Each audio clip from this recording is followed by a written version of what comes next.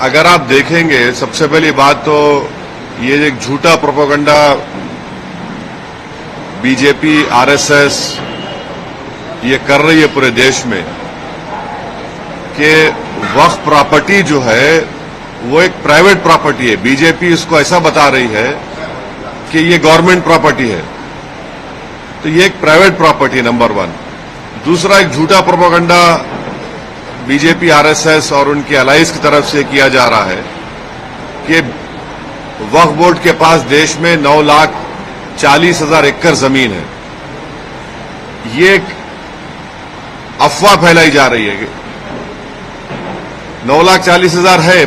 कितने? 32 स्टेट वक्फ बोर्ड में। अगर आप तमिलनाडु, आंध्रा, तेलंगाना और ओडिशा के 13 हिंदू एंडोमेंट बोर्ड की प्रॉपर्टीज को ले लिए तो यहीं पर 10 लाख एकड़ जमीन हो जाती है।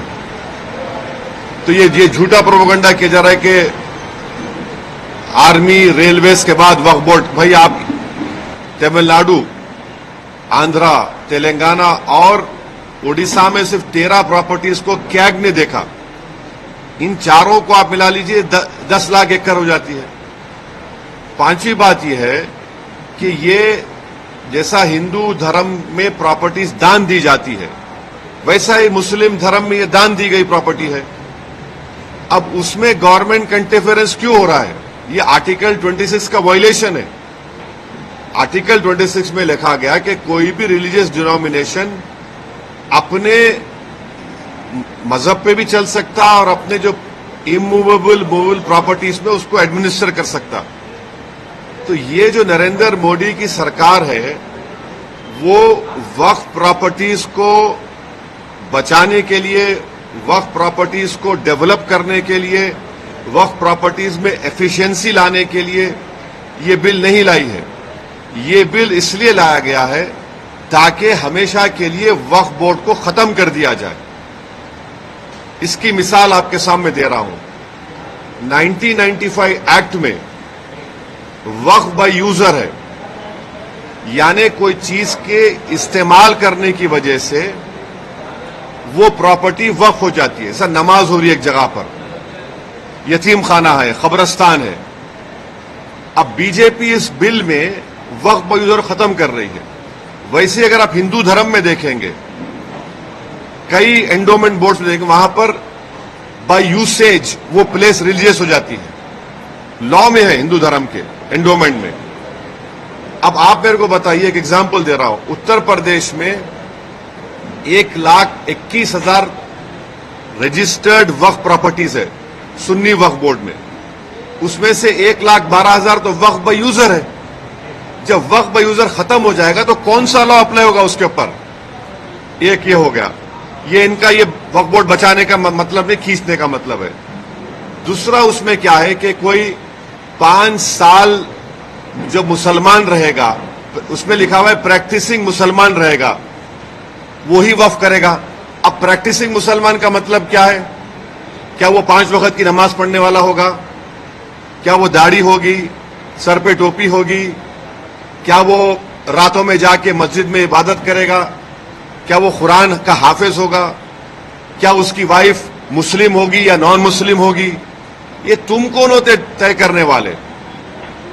5 साल प्रैक्टिसिंग मुस्लिम है ना, ये देख लो आप। अच्छा, कोई ऐसा लॉ हिंदू धर्म में नहीं है। कोई भी कभी भी दान दे सकता है। आप ये क्यों लेकर आए बताओ? आप कौन होते? मैं प्रैक्टिसिंग हूं, नहीं हूं, मैं मुसलमान हूं। मेरे घर में झांक के देखेंगे नरेंद्र मोदी, या फिर 5 साल के बाद मोदी बोलेंगे आओ बेटा तुम मुसलमान सर्टिफिकेट लेकर जाओ। हाँ, तीसरा अब उसमें देख लो। तीसरा क्या है उसमें कि ये बोला जा रहा है कि कोई भी वक्फ प्रॉपर्टी जो गवर्नमेंट के कब्जे में है उसका फैसला कलेक्टर करेगा।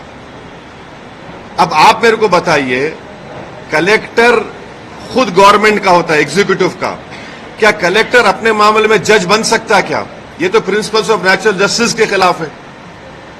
भाई, आप में मेरा झगड़ा होगा तो आप जज कैसे बनेंगे? तो कलेक्टर को इख्तियार दे रहे हैं कि कलेक्टर तय करेगा। अच्छा, फिर सर्वे कमिश्नर होता है जो सर्वे करता है प्रॉपर्टीज को, ये बोल दिया कि नहीं सर्वे कमिश्नर नहीं करेगा, कलेक्टर करेगा। सर्वे कमिश्नर एक अलग होता है डिपार्टमेंट, उसको खत्म कर रहे हैं। क्यों कर रहे हैं भाई आप उसको? फिर आप ये कर रहे हैं कि स्टेट वक्फ बोर्ड, सेंट्रल वक्फ काउंसिल में वहां पर सिर्फ एक नॉन मुस्लिम मेंबर होता है, वो मिनिस्टर होता है, बाकी के पूरे जितने कैटेगरीज है उसमें मुसलमान होता है।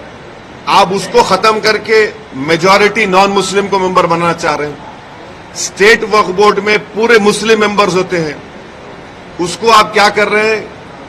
आप उसमें से कम 8 या 9 नॉन मुस्लिम को अपॉइंट करना चाह रहे हैं। स्टेट वक्फ बोर्ड में इलेक्शन होता है मुतवल्ली कैटेगरी का, एमएलए एमपी कैटेगरी का और बार काउंसिल का, आप नॉमिनेट करेंगे। अच्छा, नॉमिनेट क्यों करना चाह रहे हैं? अगर आप वक्फ बोर्ड का एक्ट देखेंगे तो वक्फ बोर्ड में आपकी प्रॉपर्टी वक्फ है, मैं उसको डायरेक्ट मैनेजमेंट में 5 साल के लिए ले सकता हूं। जब मैं अपने लोगों को नॉमिनेट कर दूंगा उसमें, तो मैं डायरेक्ट मैनेजमेंट ले लूंगा। इनकी नीयत खराब है उसमें। फिर आप ये कह रहे हैं कि कोई हिंदू वक्फ नहीं कर सकता। क्यों नहीं कर सकता हिंदू वक्फ? हिंदू वक्फ कर सकता है, वो मुतवल्ली भी बन सकता है, मगर आप हिंदू वक्फ नहीं कर सकता, उसको खत्म कर रहे हैं और हिंदू को मेंबर बनाना चाह रहे हैं आप।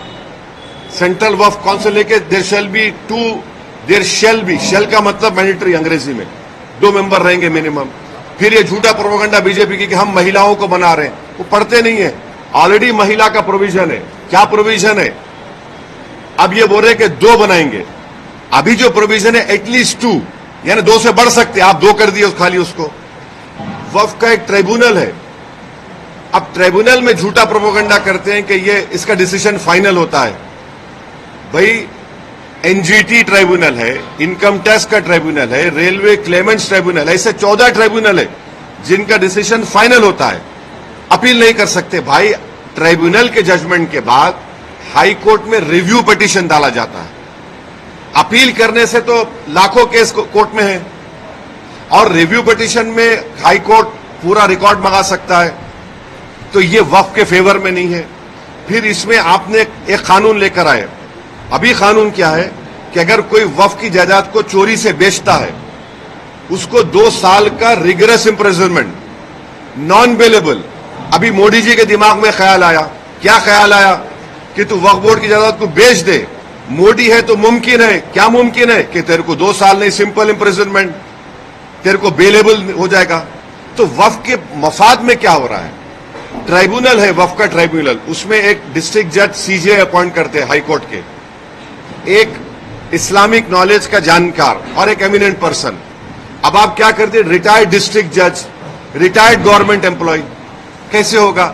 फिर अगर आपकी कोई वक्फ की प्रॉपर्टी है, मैं जाके कंप्लेन करता हूं कि ये वक्फ नहीं है, तो collector will order an inquiry. अच्छा, पेंडिंग इंक्वायरी और प्रॉपर्टी विल नॉट बी वक्फ की एक्ट में बोल रहे, बिल में बोल रहे, and there is no time limit for that inquiry, and the collector will do the inquiry as he deems fit. इसका क्या मतलब? यानी आपके प्रॉपर्टी को मैं कंप्लेन कर दिया कि वक्फ नहीं है, तो कलेक्टर साहब 10 साल ले लेंगे, तब भी वक्फ नहीं रहेगा, वो अपने कंट्रोल में, उनके कंट्रोल में आ जाएगा। तो ऑल इन ऑल अगर आप देखेंगे, इस बिल में वक्फ प्रॉपर्टीज के एफिशिएंसी के लिए नहीं बनाया गया है, ये वक्फ प्रॉपर्टी को खत्म करने के लिए बनाया गया है। अब हिंदू मेंबर्स को या नॉन मुस्लिम मेंबर्स को अपॉइंट कर रहे हैं। भाई आप उत्तर प्रदेश में जाइए, उत्तर प्रदेश में जो काशी बोर्ड है, वहां पर तो क्लियर लिखा हुआ है कि he has to be Hindu. अगर वो हिंदू धर्म छोड़ेगा तो मेंबरशिप चले जाएगी। फिर आप देख लीजिए जाकर, आप ये जो आपका तमिलनाडु का एक्ट है, तेलंगाना का एंडोमेंट एक्ट है, आंध्रा का है, उड़ीसा का है, इसमें सब लिखा गया कि only Hindu will become the member. अच्छा, हिंदू की परिभाषा क्या है संविधान में? हिंदू, सिख, बौद्ध और जैन, मगर इन मंदिरों में सिर्फ हिंदू बनेगा मेंबर। अब मिसाल के तौर पर मुंबई में ट्रस्ट में है आपका कौन सा मंदिर? सिद्धि विनायक है।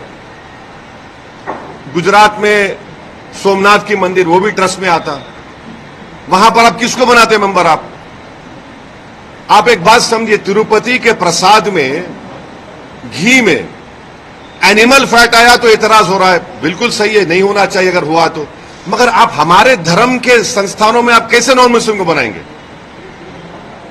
प्रसाद में आप बोल रहे कि एनिमल फैट आ गया, तो गलत है, पर हम भी मानते गलत है, नहीं आना चाहिए, उनकी आस्था है।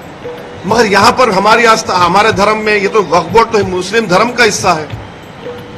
तो इसलिए ये जो बिल मोदी लाए हैं, उनकी सरकार लाई है, वो वक्फ प्रॉपर्टीज को छीनना चाह रहे। अच्छा, अभी हाजी मलंग की दरगाह है, एकनाथ शिंदे का स्टेटमेंट है कि दरगाह नहीं, हम नहीं मानते। अब ये कानून बनेगा तो कलेक्टर साहब के पास जाएंगे, कोई कलेक्टर बोलेगा नहीं नहीं ये दरगाह नहीं है, ये तो कुछ और है, या इंक्वायरी ऑर्डर कर देगा। ये कैसे होगा बताइए आप?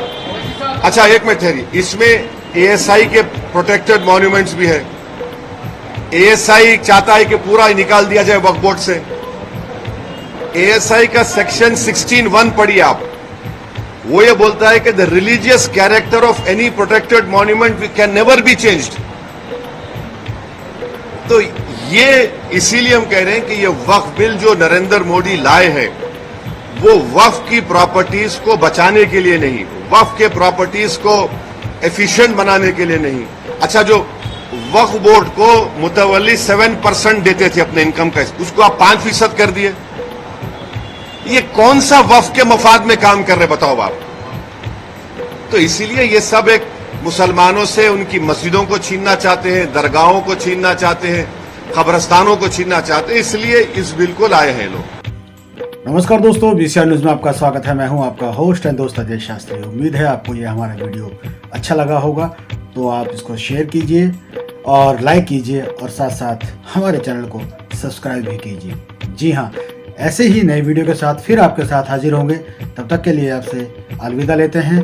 भारत माता की जय, वंदे मातरम, जय हिंद।